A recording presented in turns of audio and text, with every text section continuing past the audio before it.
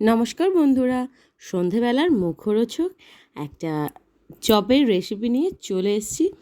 তো এটা হচ্ছে মোচার চপ, নিরামিষ মোচার চপ। এরকম বাড়িতে অনেকেই বানিয়ে থাকে, আমি কিভাবে বানাই সেটাই আপনাদের সাথে শেয়ার করলাম। আগের দিন রাতে মোচাটা কুচিয়ে রেখেছিলাম, হলুদ আর তেঁতুল জলে ভিজিয়ে রেখেছিলাম যাতে কষটা উঠে যায়। আর তারপর সকালে একটু হলুদ দিয়ে সিদ্ধ করে নিয়েছি। আর এদিকে সিদ্ধ করে রাখা আলু, মানে আমার মোচা আর আলু দুটোই সিদ্ধ হয়ে গেছে।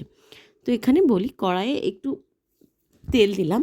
তো কড়াইয়ে তেলটা একটু পরিমাণে বেশিই দিতে হবে, কারণ যেহেতু আলু আর মোচা একসাথেই আছে, যখন আপনি কড়াইয়ে নাড়ার পর তখন চ্যাটচ্যাট করে লেগে যায়। তাতে তেল দিলে কি হয়, চপটা যখন আপনি চপের আকারে গড়বেন তাতে একটু সুবিধাই হয়।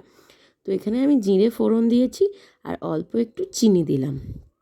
তো এবার আস্তে আস্তে আমি পুরো যা যা উপকরণ লাগবে সবগুলোই দিয়ে দেব।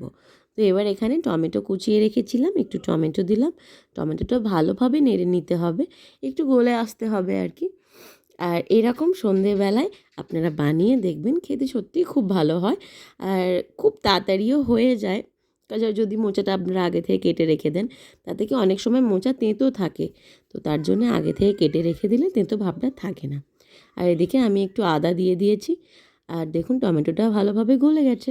আর আদার কাঁচাটে গন্ধটা চলে যাওয়ার পর রেগুলার যে মশলাগুলো আছে সেগুলো আমি দিয়ে দিলাম। এখানে একটু হলুদ গুঁড়ো দিলাম 1 চা চামচ জিরে গুঁড়ো, 1 চা চামচ ধনে গুঁড়ো। তো 3টে মশলা দিয়ে ভালোভাবে আবারও একটু নেড়ে নিতে হবে।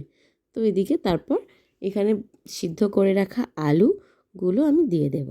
তো আলুগুলো একটু নাড়াচাড়া করে নেব মশলার সাথে, একটু ভালোভাবে আলুগুলোকে মাখিয়ে নেব।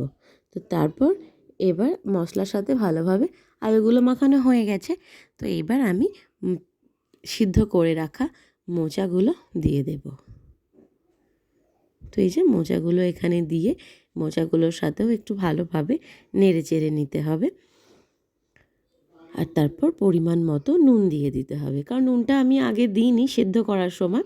আপনারা চাইলে নুনটা সিদ্ধ করার সময় দিতে পারেন, কিন্তু কি হয়, যেহেতু আলু আর মোচা দুটোই আছে, তো একসাথে নুনটা দিলে বুঝতে সুবিধা।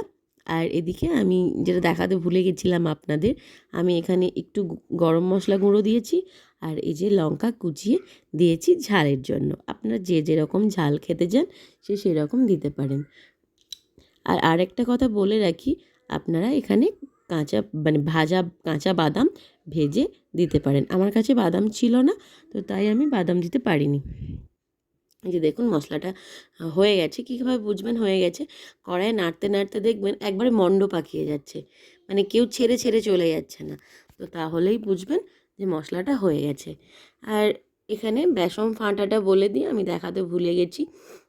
তো এখানে যেরকম আপনারা বেগনির জন্য বেসন করেন ঠিক সেই রকমই করতে হবে। তবে হ্যাঁ, একটু খাবার সোডা আর একটু চিনি দিয়ে দেবেন, আর পরিমাণ মতো নুন। তাতে চপগুলো ক্রিস্পিও হয় এবং খেতেও ভালো হয়। তো এই যে আমার চপ, বেশ কয়েকটা চপ তুলে নিয়েছি। তো আস্তে আস্তে চপগুলো ভালোভাবে ভেজে নিলেই আপনাদের তৈরি নিরামিষ মোচার চপ। তো এভাবে বাড়িতে বানিয়ে দেখবেন, খুব ভালো হয় খেতে এবং সবাইকে পরিবেশন করবেন। তো যাই হোক, দেখা হচ্ছে অন্য কোনো ভিডিও। আর আমার চ্যানেলের ভিডিও আপনাদের কেমন লাগে অবশ্যই জানাবেন। আপনাদের একটা কমেন্ট আমাকে ভিডিও করতে উৎসাহ দেয়। তো টাটা, দেখা হচ্ছে পরের কোনো ভিডিওতে।